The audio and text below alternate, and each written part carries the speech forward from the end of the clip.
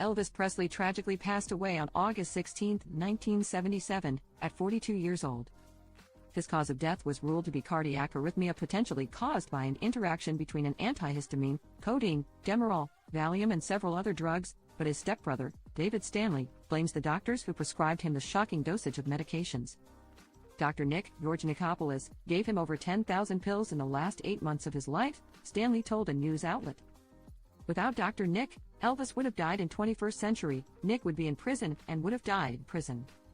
The doctors killed him, he added. Who needs 10,000 pills? Who needs 33 sleeping pills to go to sleep at night? Who needs cocaine and amphetamine to wake up every day? And they say he had health problems. My friend, you take as much dope as that, you're going to have some health problems. Stanley also said that he's been criticized by fans for how passionately he speaks about the circumstances behind his brother's passing. When I talk about Elvis, I talk about his medications costing him his life. I'm very adamant about it, very vocal about it, he explained. Fans go, how could you talk that way about Elvis?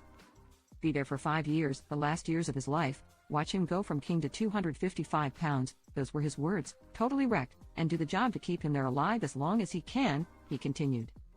Whether it be too much food, weather imbalance from his water because of the medications, go through all of that, then come to me and tell me how much you love Elvis.